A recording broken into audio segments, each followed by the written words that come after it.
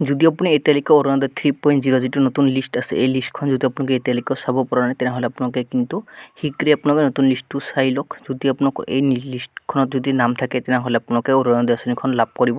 আৰু যদি আপোনাক নামটো ৰিজেক্ট হৈছে তেও আপোনাক অৰুণোদয় আঁচনিখন আবেদন কৰিব পাৰিব যদি আপোনাক ইয়াতে আপুনি চাব পাৰিছে যে অৰুণোদয় আঁচনিখন যেটো লিষ্ট আছে এই লিষ্টটো মই আপোনাক দেখুৱাম যে আপোনাক এই লিষ্টটো কেনেকৈ চাব পাৰিব তো ইয়াতে যিসকল মানুহৰ নাম এপ্ৰুভ হৈছে সেই সকল মানুহে অৰুণোদয় আঁচনিখন লাভ কৰিব আৰু যিসকল মানুহে মানে ৰিজেক্ট হৈছে ফৰ্ম ফিলআপ কৰি জমা দিছিল সেই সকল মানুহৰ কিন্তু নামবোৰ ইয়াতে ৰিজেক্ট হৈছে তো মই আপোনাক দেখুৱাম ইয়াতে চাব পাৰিছে ডিস্ট্ৰিক্ট এলএসি আৰু আপোনাকৰ ফুড কেন্দ্ৰৰ যেটো স্থায়ী আছে এই স্থায়ীখনৰ নাম আছে আপোনাকৰ ইয়াতে চাব পাৰিছে ব্লক জিপি আৰু আপোনাকৰ নেম ৰেশন কাৰ্ড নম্বৰ আৰু আপোনাকৰ ইয়াতে ষ্টেটাসটো চাব পাৰিব একসেপ্ট হৈছে নে ৰিজেক্ট হৈছে তো এই লিষ্টটো মই আপোনাক দেখুৱাই দি আছো যে আপোনাক এই লিষ্টখনত ইয়াতে একসেপ্ট বুলি আছে আৰু কিন্তু যিসকল মানুহৰ নাম ৰিজেক্ট হৈছে সেই সকল মানুহ কিন্তু নতুন কৰি আপোনাক আবেদন কৰিব লাগিব তো নতুন কৰি আবেদন প্ৰক্ৰিয়া আৰম্ভ হ'ব কেতিয়া আৰম্ভ হ'ব এই ভিডিওটো সম্পূৰ্ণকৈ চাব চালি আপোনাক সকলো কথা আপোনাক জানিব পাৰিব ভিডিওটো আপোনাক অলপ স্কিপ নহয় কৰি ভিডিওটো চাই থাকিব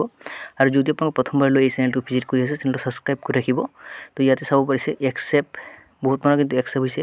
আৰু কিছু মানুহৰ কিন্তু ফৰ্ম ৰিজেক্ট হৈছে কিবা কাৰণত কিবা কাৰণত আপোনাক ফৰ্মটো ৰিজেক্ট হৈছে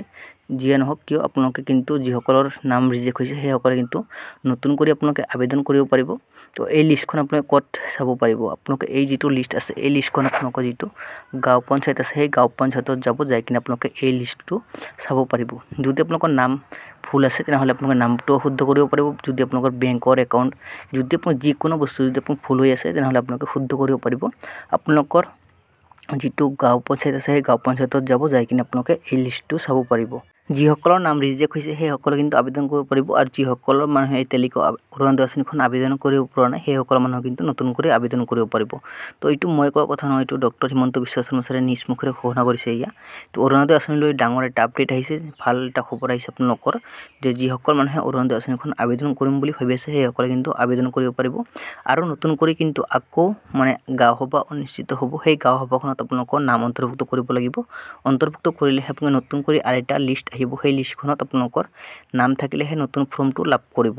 তো ইয়া হৈছে ডাঙৰ এটা আপডেট দিবলগীয়া তো কি ডকুমেন্টস লাগিব মই আপোনাক জনাই দি আছো প্ৰথমতে আপোনাক লাগিব ৰেশন কাৰ্ডটো দ্বিতীয়তে লাগিব আধাৰ কাৰ্ডটো তৃতীয়তে লাগিব আপোনাক ভোটাৰ কাৰ্ডটো চতুৰ্থতে লাগিব আপোনাকৰ বেংক একাউণ্টটো বেংকৰ সৈতে আধাৰ কাৰ্ডটো লিংক থকাটো বাধ্যতামূলক হয় তো এইখিনি বস্তু থাকিলে কিন্তু আপোনাকৰ নতুন কৰি যি গাঁও সভা অনুষ্ঠিত কৰিব সেই গাঁও সভাখনত আপোনাকৰ নাম অন্তৰ্ভুক্ত কৰিব অন্তৰ্ভুক্ত কৰাৰ পাছতহে আপোনাক অৰুণোদয় আঁচনিখন লাভ কৰিব তো ডক্টৰ হিমন্ত বিশ্ব শৰ্মা ছাৰে কি কৈছে সেইটো শুনি লওক আগত আপোনালোকে অৰুণোদয় পাই আছিল আৰু যিসকলে পাব বিচাৰে এতিয়া গাঁও সভা অনুষ্ঠিত হ'ব জুলাই মাহৰ ভিতৰত আপোনালোকে যাতে সকলোৱে গাঁও সভাত অংশগ্ৰহণ কৰে আৰু অৰুণোদয় আঁচনিৰ বাবে নিজৰ আবেদন দাখিল কৰে অহা 10 ছেপ্টেম্বৰ তাৰিখৰ পৰা আমি আমাৰ ৰাজ্যত 40 লাখ লোকক অৰুণোদয় আঁচনি দিয়াৰ কাম আৰম্ভ কৰিম বৰ্তমান 22 লাখ লোকে পাই আছে আৰু 10 ছেপ্টেম্বৰৰ পৰা 40 লাখ পৰিয়ালে অৰুণোদয় আঁচনি লাভ কৰিব সেইবাবে আমাৰ আই মাতৃসকলক মই অনুৰোধ কৰিম পাই থকা সকলেও আৰু নোপোৱা সকলে দুইটাই যাতে এই অৰুণোদয় আঁচনিৰ বাবে গাঁও সভাত অংশগ্ৰহণ কৰে যিসকলে অৰুণোদয় পাই আছিল আৰু যিসকলে পাব বিচাৰে এতিয়া গাঁও সভা অনুষ্ঠিত হ'ব জুলাই মাহৰ ভিতৰত আপোনালোকে যাতে সকলোৱে গাঁও সভাত অংশগ্ৰহণ কৰে আৰু অৰুণোদয় আঁচনিৰ বাবে নিজৰ আবেদন দাখিল কৰে অহা 10 ছেপ্টেম্বৰ তাৰিখৰ পৰা আমি আমাৰ ৰাজ্যত 40 লাখ লোকক অৰুণোদয় আঁচনি দিয়াৰ কাম আৰম্ভ কৰিম বৰ্তমান 22 লাখ লোকে পাই আছে আৰু 10 ছেপ্টেম্বৰৰ পৰা 40 লাখ পৰিয়ালে অৰুণোদয় আঁচনি লাভ কৰিব সেইবাবে